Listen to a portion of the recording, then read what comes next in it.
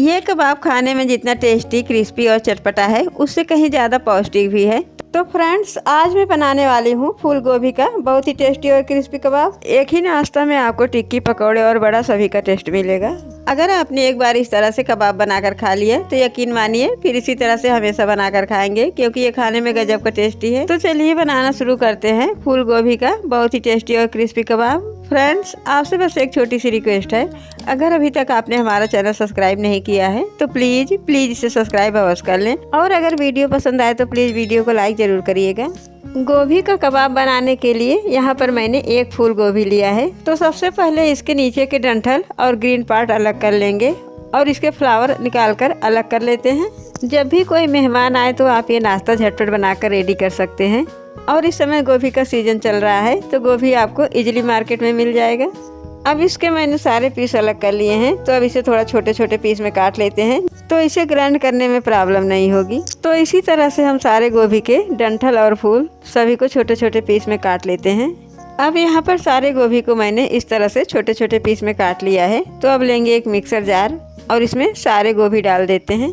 अब इसमें सारे गोभी मैंने डाल दिए हैं, तो अब इसे बंद करेंगे और इसे बिल्कुल दरदरा ग्राइंड कर लेंगे। आप चाहें तो गोभी को ग्रेट करके भी ले सकते हैं या फिर आप इसे चापर में भी काट सकते हैं, लेकिन इस तरह से मिक्सर जार में डालकर ये जल्दी ग्राइंड हो जाता है। अब यहाँ पर सारे गोभी को मैंने बिल्कुल दरदरा ग्राइंड कर लिया है। ये देखिए, इसे मैंने इस तरह से पीसा है, बिना पानी डाले ही पीसे तो ये इस तरह से आसानी से पीस जाता है। अब इसे हम एक मिक्सिंग बाउल में निकाल लेते हैं।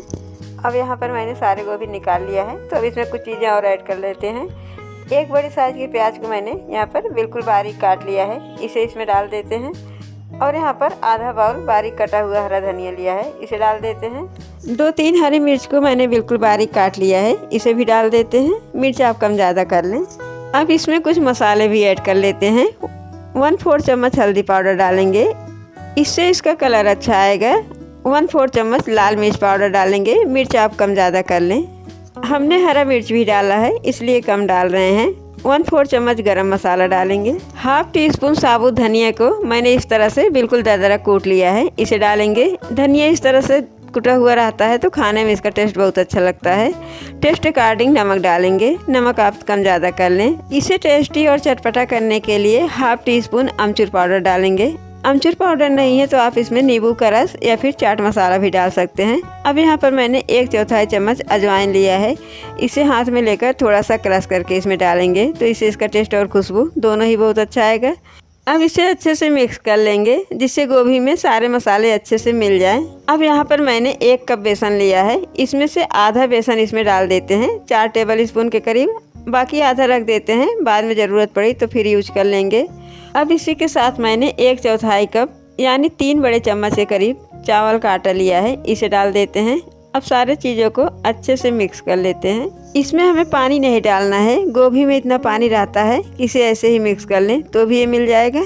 अगर ज़रूरत पड़ी तो बस थोड़ा बहुत पानी डालेंगे। और ये देखिए, इसे मैंने मिक्स कर लिया है। अभी इसमें बेसन थोड़ा कम लग रहा है, तो जो मैंने बेसन रखा है इसमें से 2 टेबल स्पून के करीब बेसन इसमें और डाल देते हैं। 1 कप में बस थोड़ा सा बेसन बच गया है, उसे रख देते हैं। अब इसे फिर से मिक्स कर लेते हैं। अब यहाँ पर मैंने इसे अच्छे से मिक्स कर लिया है, तो अब इसमें हम 1 टेबल स्पून गरम तेल डाल देते हैं। मैंने पैन में पहले से ही रिफाइन ऑयल गरम होने के लिए रख दिया था, उसी में से बस 1 टेबल स्पून इसमें डाल देते हैं और इसे इसी के साथ अच्छे से मिक्स कर लेते हैं। गरम तेल डाल देने से बड़ा अच्छे क्रिस्पी बनते हैं। अब ये अच्छे से मिक्स हो गया है, तो हम हाथ में थोड़ा सा ऑयल लगाकर हाथ को चिकना करेंगे।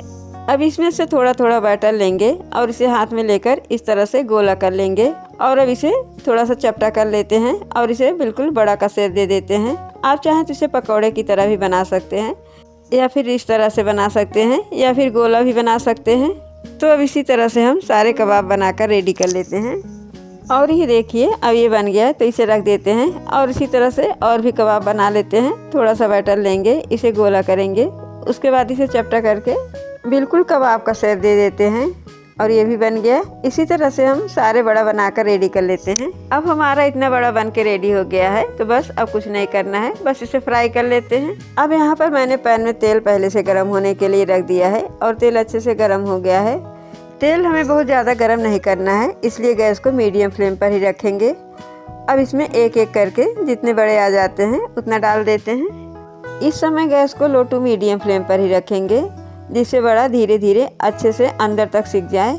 अब यहाँ पर मैंने इसमें बड़ा डाल दिया है, तो अब इसे 2-3 मिनट तक इसी तरह से छोड़ देते हैं मीडियम फ्लेम पर, जिससे अच्छे से पक जाए।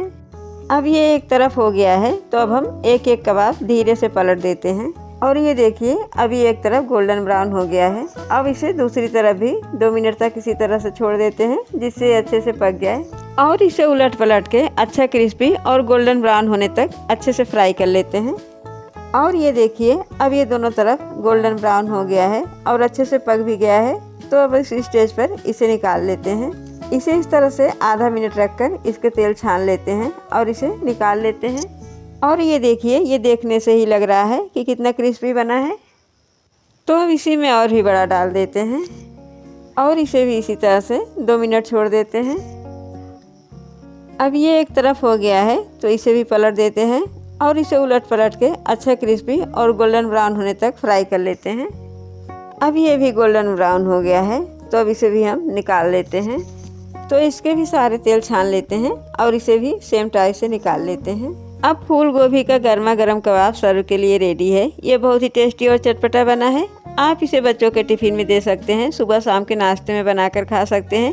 जब भी कोई मेहमान आए तो इसे झटपट बनाकर रेडी कर सकते हैं, या फिर इसे सुबह शाम चाय के साथ भी खा सकते हैं।